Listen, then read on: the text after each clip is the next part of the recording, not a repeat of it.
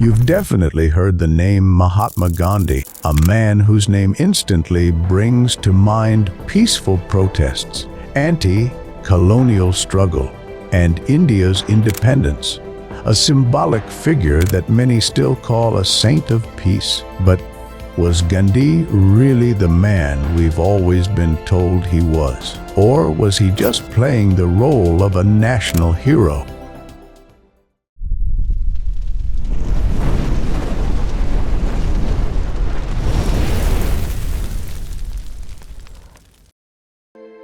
Gandhi was born in 1869 in Porbandar, India. Contrary to popular belief, he didn't come from a humble background. His father was the chief minister of the state, and his family was well off and socially privileged. His mother was a deeply religious Hindu, and she strongly influenced Gandhi's beliefs and lifestyle. From an early age, vegetarianism and spiritual purity were deeply instilled in him. Gandhi often advised people to respect others, stay loyal to their beliefs, and even abstain from eating meat. But here's the thing: does a freedom leader have the right to tell people what to eat? Isn't that a form of cultural dictatorship?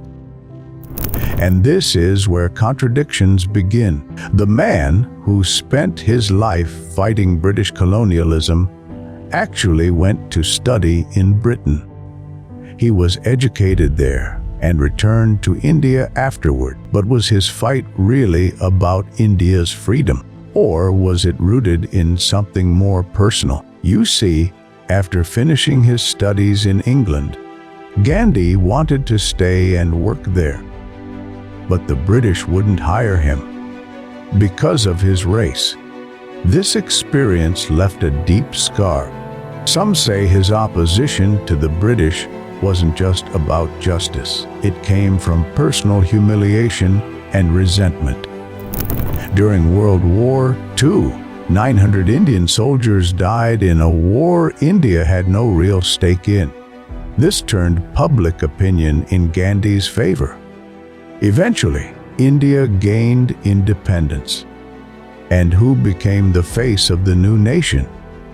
That's right, Gandhi. But that's only one side of the story.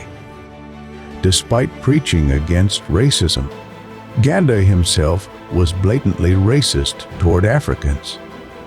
While living in South Africa, he repeatedly referred to black people with derogatory terms. His writings show he believed Africans were incapable of governing themselves and should be ruled by whites. Some even say he admired King Leopold II of Belgium, the same man responsible for horrifying atrocities in the Congo. When asked why he only defended the rights of Indians and ignored others, Gandhi had no real answer. It seems he only saw racism when he was the victim. In England, he was forced to stand in separate lines alongside Africans. That humiliation bred contempt. So perhaps Gandhi's fight wasn't for universal justice. It was for the dignity of his own people only. Then comes the darker side of his personal life. Gandhi married at 13, but claimed he never had any physical relationship with his wife. Historical sources suggest he showed unusual interest in children, especially young girls, engaging in behavior that would today be seen as clearly immoral and abusive. There are even claims that when his wife fell ill, Gandhi refused to allow modern medicine that could have saved her. Now let's dive into a psychological analysis of his behavior. Some psychologists believe Gandhi struggled with deep internal contradictions. On one hand, he pursued purity, self-denial, and spiritual discipline. But on the other, he showed obsessive control, repression of natural desires, and an urge to dictate how others should live. He was heavily influenced by his mother's religious teachings, So much so that he viewed sexuality as a sin and committed to lifelong celibacy even within his marriage. But such repression often manifests elsewhere.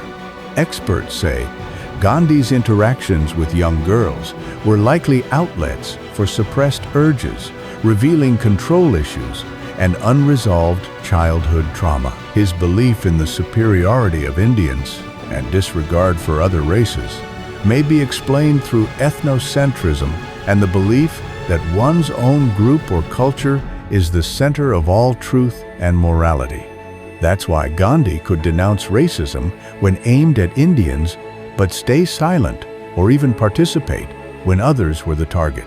So here's the big question. Was Gandhi a saint or a sinner? The answer? Neither. He was human, flawed, complicated, and deeply contradictory. The real difference is, Gandhi knew how to tell a powerful story. He shaped a version of himself that the world would accept. But history has a way of shining light into the darkest corners, and no image stays clean forever.